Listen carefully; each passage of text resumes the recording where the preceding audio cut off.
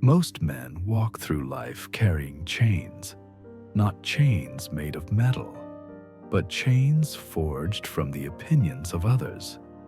We say we don't care what people think, but deep inside, most men care more than they admit. We fear judgment, we fear embarrassment, we fear being seen as less than.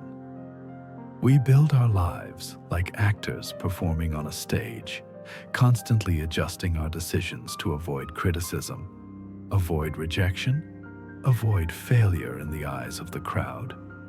But the Stoics called this dependency the great sickness of the mind, living for approval instead of living by principle. Today, we begin dissolving that sickness. We will build a Stoic strategy to stop caring what others think. A strategy not rooted in ego, not in rebellion, not in indifference to others, but rooted in true inner freedom, self-command, self-respect, and unwavering moral sovereignty. The invisible chains? Think about how many choices men make because someone might judge us. We choose careers to impress our father. We avoid risks so no one sees us fail. We stay silent instead of speaking truth. We stay in toxic friendships, keep habits that drain us, and tolerate behaviors we know are wrong, just to avoid confrontation. This isn't strength, it is fear, dressed as cooperation. Marcus Aurelius warned himself daily, "It is not the activity itself that troubles us, but our judgment of it." Most of our suffering comes not from reality, but from imagined opinions. We torture ourselves with predictions of judgment that never actually come. The Stoics teach we fear shadows, specters, phantoms of public opinion that exist only in our minds. Why men care so much?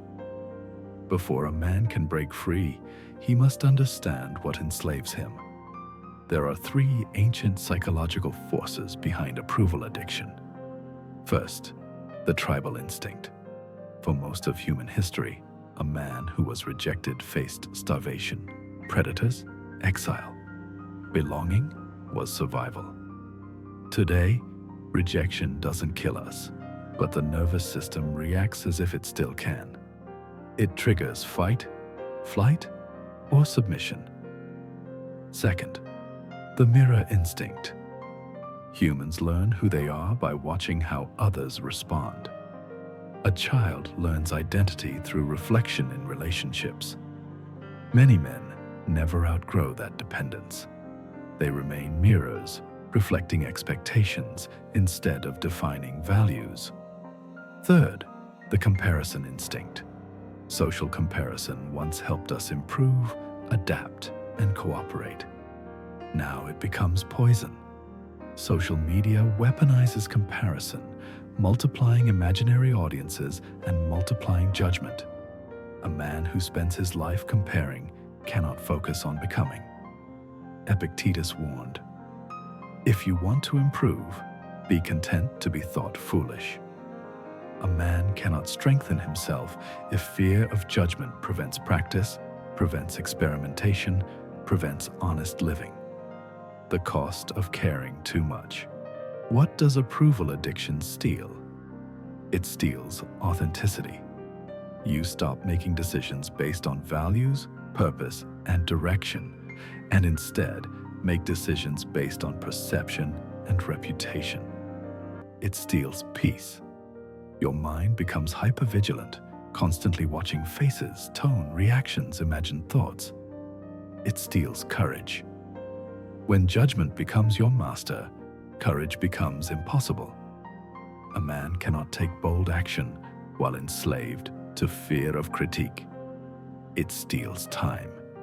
Years pass, decades sometimes, as men wait for permission from others to become themselves.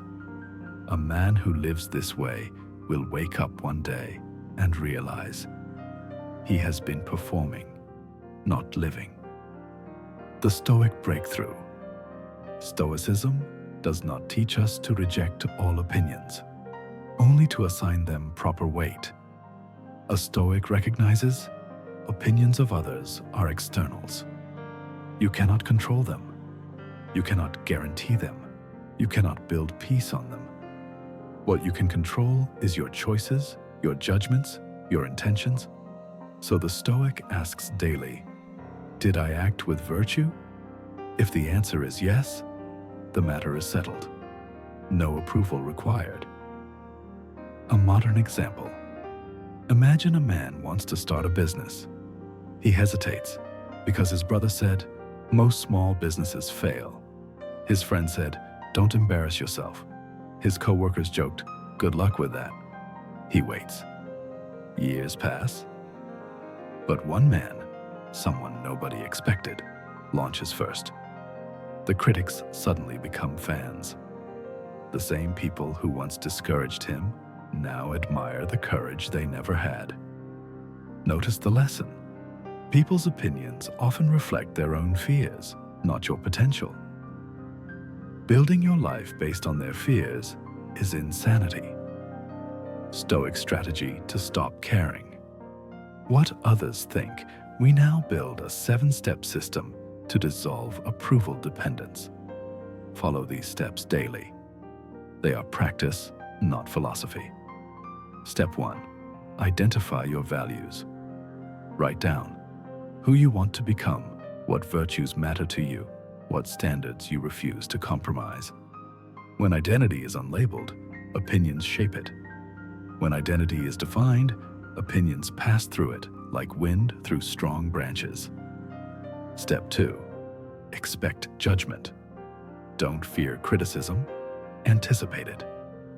Marcus Aurelius wrote each morning, reminding himself that he would meet the selfish, the deceitful, the arrogant, the jealous. He prepared his mind so their behavior could not disturb him. Do the same. Expect misunderstandings, expect projections, expect resistance. When you expect judgment, its sting dissolves. Step 3. Rehearse defiance of opinion. Pick small acts each day that expose you to judgment. Post an idea online, speak first in meetings, assert a boundary, say no, wear something unusual. These small acts build tolerance. Soon, rejection becomes irrelevant.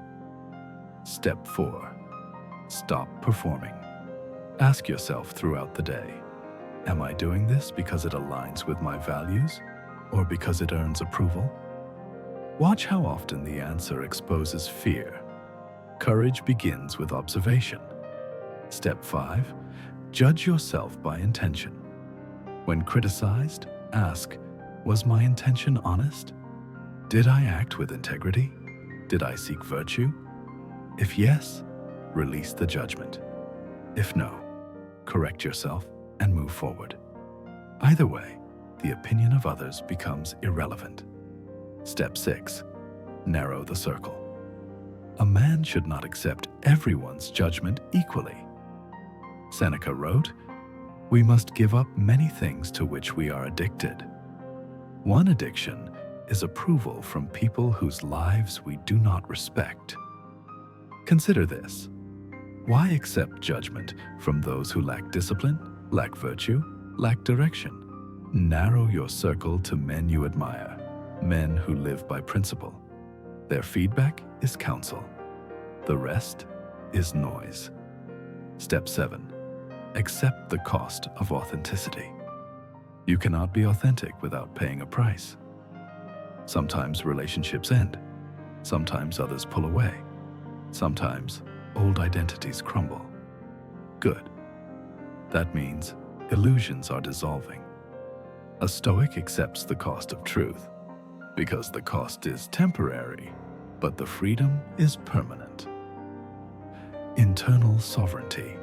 Once a man stops caring what others think, something remarkable happens. Anxiety fades, hesitation dissolves decisions, accelerate authenticity, strengthens peace emerges. The mind becomes still, because the imagined audience disappears. Marcus Aurelius wrote, Waste no more time arguing about what a good man should be. Be one. When you obey this command, you stop observing yourself through the eyes of others. You stop waiting for permission. You stop narrating your life as a performance. The Stoics call this freedom, self-command. Daily practice. A Stoic ritual. Each morning, breathe deeply and declare inwardly, "Today, I will act with virtue. Today, I will accept judgment calmly.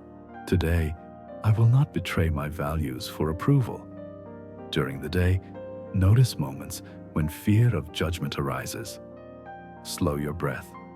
Return attention to the present moment. Act as reason dictates, not fear. At night, review your actions. Where did you perform? Where did fear dictate choice?